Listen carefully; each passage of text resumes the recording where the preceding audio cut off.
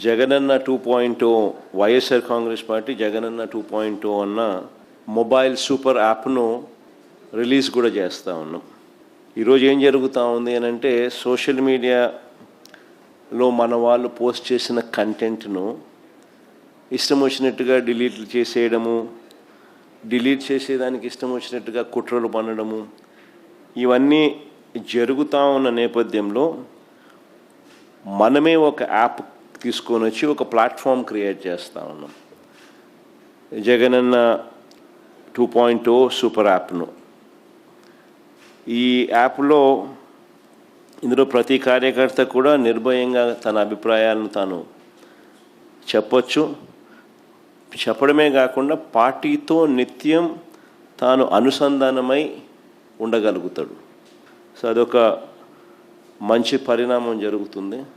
ఇష్టం వచ్చినట్టుగా వాళ్ళు చేసే కుట్రలు ఏదైతే ఉన్నాయో ఆ కుట్రలను కూడా తిప్పికొట్టినట్టు అవుతుంది. ప్లస్ మన వాళ్ళందరికీ కూడా పార్టీలో ఉన్న చిన్న కార్యకర్త నుంచి సెంట్రల్ ఆఫీస్ దాకా ప్రతి నాయకుడు కూడా నియోజకవర్గ స్థాయి నుంచి రాష్ట్ర స్థాయి దాకా ప్రతి నాయకుడితో కూడా కార్యకర్తలు కూడా అనుసంధానమై కూడా ఉంటాడు. ఎందుకనంటే ఇక్కడ పోస్ట్ చేసే ప్రతి కంటెంట్ కూడా మన పార్టీలో ప్రతి ఒక్కరికి కూడా ఇది అందుబాటులో ఉంటుంది. కాబట్టి క్షేత్రస్థాయిలో ప్రజలు ఎదుర్కొంటా ఉన్న సమస్యలు కానీ, కార్యకర్తలు పోలీసుల ద్వారా హెరాస్మెంట్ ఎదుర్కొంటా ఉన్న ఇబ్బందులు కానీ, పార్టీకి సంబంధించిన ఇలాంటి ఏ అంశాలైనా కూడా ఈ యాప్ ద్వారా నేరుగా ఒకరితో ఒకరం టచ్లో ఉండగలుగుతాం. ఈ యాప్లో ఇంకొకటి మంచి విషయం ఏమిటి అని అంటే పార్టీలో మనం నిర్వహించే ప్రతి సమావేశము, పార్టీ నిర్వహించే ప్రెస్ మీట్లు, ముఖ్యమైన కార్యక్రమాలు, అధికారిక ప్రకటనలు, ఇవన్నీ కూడా నేరుగా లైవ్ ఫీడ్ కూడా ఈ యాప్లో ప్రతి కార్యకర్తకు కూడా అందుబాటులో ఉండే కార్యక్రమం కూడా జరుగుతుంది. సో ఇవన్నీ ఉపయోగకరంగా ఉంటాయి.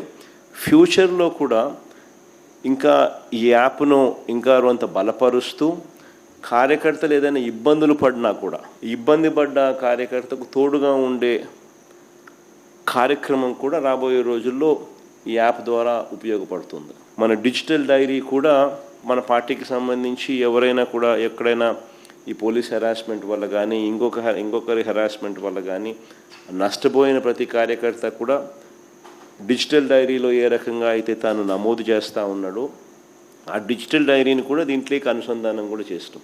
సో ఈ యాప్లో వస్తే డిజిటల్ డైరీ కూడా అందుబాటులో ఉంటుంది. సో ఇది బేసిక్లీ ఒక సూపర్ యాప్. సో మనదే ఒక ప్లాట్ఫామ్ క్రియేట్ చేస్తూ ఉన్నాం.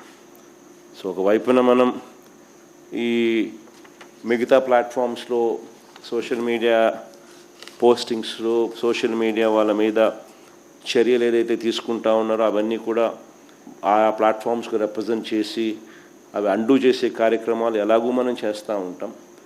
ఆ ప్లాట్ఫామ్సే కాకుండా ఈ ప్లాట్ఫామ్ ఒక సూపర్ ప్లాట్ఫామ్ కింద ఎవరూ ఆపలేని విధంగా మనం ఒక సూపర్ యాప్ను మన ప్లాట్ఫామ్ కింద మనం తీసుకొచ్చుకుంటా ఉన్నాం. సో మన ప్రతి కార్యకర్త కూడా పార్టీతో నిత్యం అనుసంధానమై ఉంటాడు దీని ద్వారా.